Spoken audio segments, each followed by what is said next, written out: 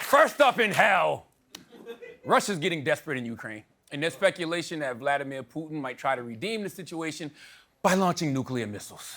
Yeah, North Korea is testing nuclear missiles. President Biden said we haven't faced the prospect of nuclear Armageddon like this since the Cuban Missile Crisis. Woo! Now, the prospect of World War III can make us think, and to those like myself who deal with anxiety, it can make us anxious. But the Ukrainians, it makes them horny. That's right. True story.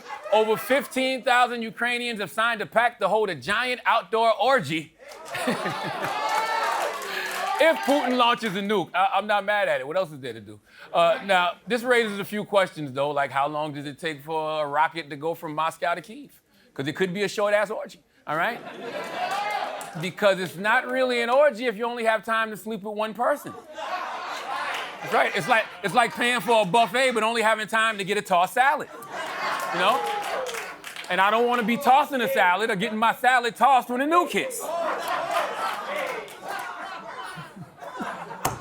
My advice to Ukraine is start now, okay? All right.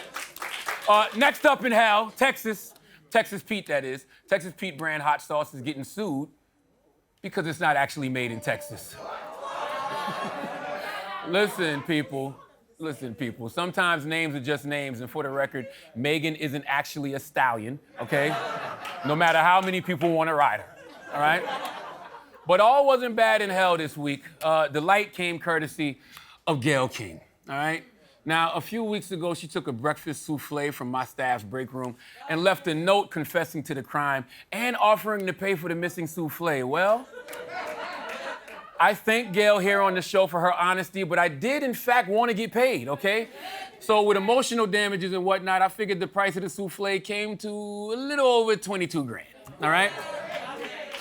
Here's the thing, Gayle King don't play, all right? This morning, not only did she take another breakfast sandwich, but she wrote the damn check, okay?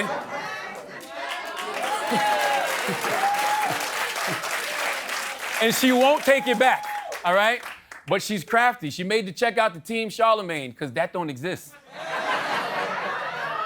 Until now, okay? Because my lawyer started an LLC this afternoon, Gayle. All right? So, my staff thanks you for their Christmas bonuses, all right? We've got a lot more things to talk about, like free speech, and oh yeah, the Nazi named Kanye. Queen Nyla, let's get it.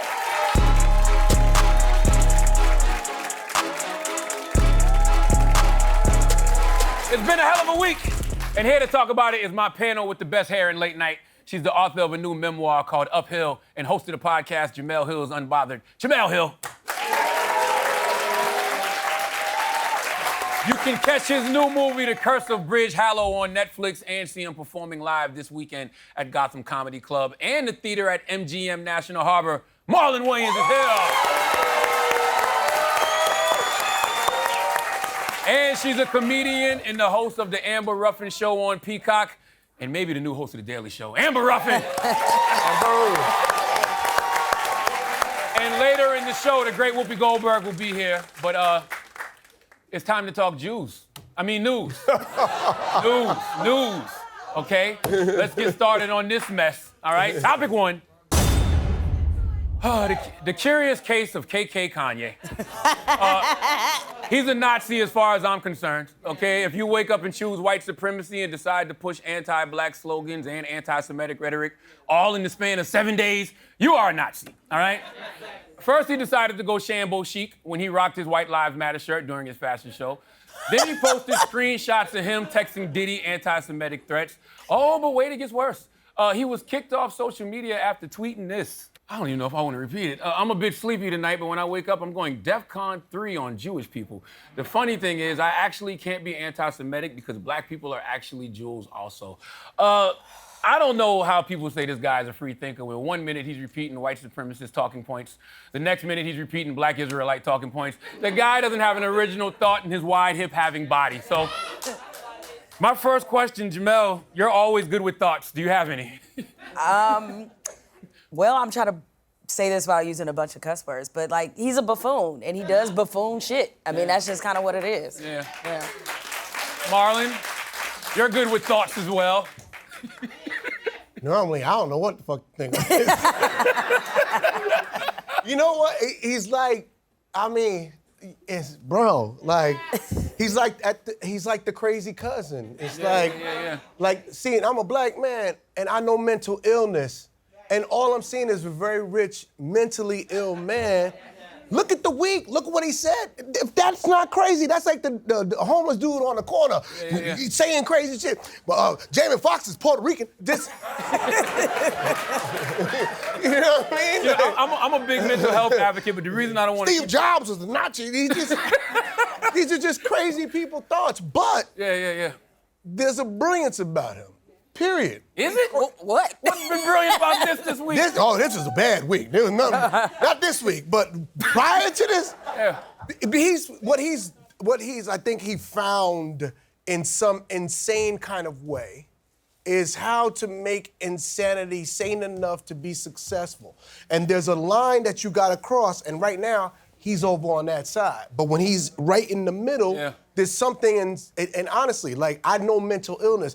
I wish one of my crazy cousins could make beats and do rhymes and create clothes and comfortable ass sandals. I wish. Two things can be true, though. You can be a white supremacist. I mean, you can be a bigot and have mental illness. Yes. You know what I mean? And the reason I don't want to keep putting it on mental illness is because every white supremacist will start using that excuse. Every bigot will start using that excuse. If you look at it, they probably are crazy. like literally, like we had a white supremacist crazy nigga in office called the president. Like, let's be real about this. And everybody that follows is a bunch of loonies. Yeah. Amber, thoughts? I think Sambo Chic is the funniest thing I've ever heard in my life.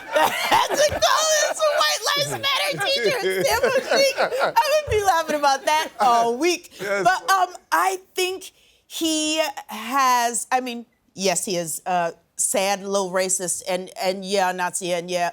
But I think what he's doing is like trying to stay alive in the news, you know, and bad attention has become good enough for him.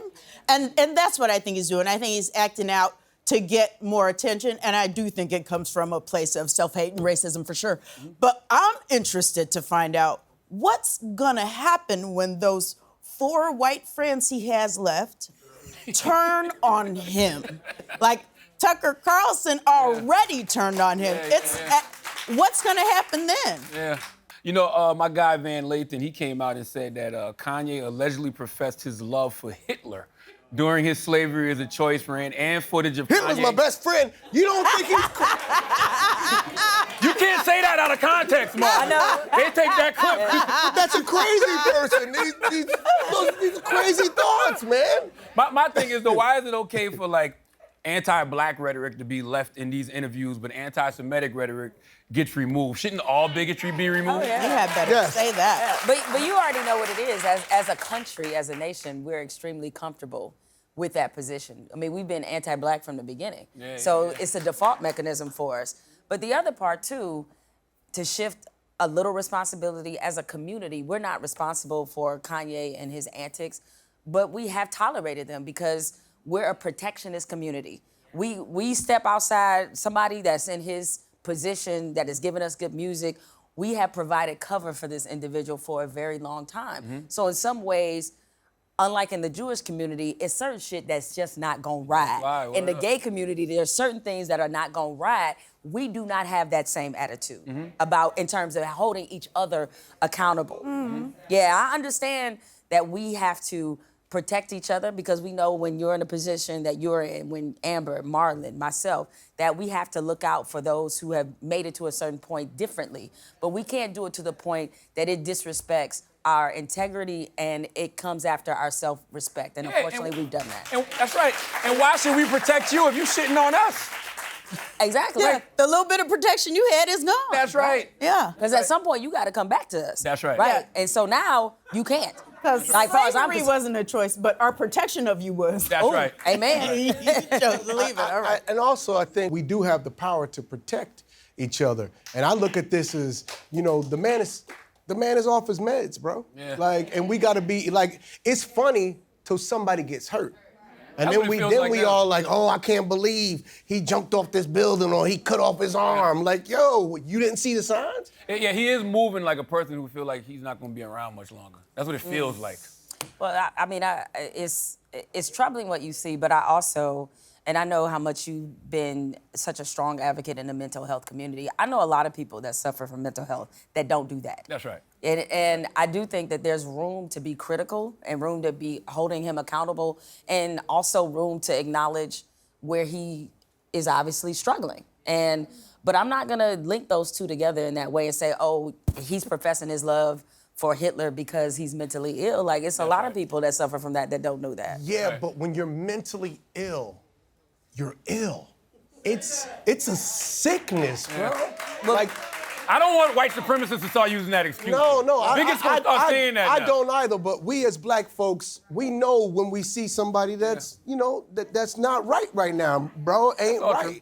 He ain't saying like things that's right, and I'm not excusing him. I'm not on his side. I just say people are food. Everything, this whole cancel culture got us all fucked up. Oh, yeah, circular- We it's a want to circular cancel fire. everybody for this and cancel everybody for that. And I think what he's trying to do in his own crazy head, and maybe because I'm crazy too, I understand a little bit of what he's trying to say, but in the same way, is he's not trying to be bogged down by anything. He's trying to just move how he wants to move in freedom. Everything is freedom. Everything is, and in his own mind, it's a justice. In his own sick mind. You can't be free if you're a slave to white supremacy, because he's definitely a slave to white supremacy Absolutely. right now. And I'm But fully this is- not support his but- ass. How about that? but I'm gonna he's the exercise my freedom to not support him. And I get that. And, Yeah. and you're right and you're right too. If you're gonna see me with a White Lives Matter shirt, that ain't gonna happen. But he's also the same dude that sat there with the president in his face and was like, George Bush don't like black people. Yeah, but he also gave a white supremacist president a lap dance and damn near sucked his dick in the Oval Office, man. And I get that, but let's say those two things out loud again. That's a crazy motherfucker right there.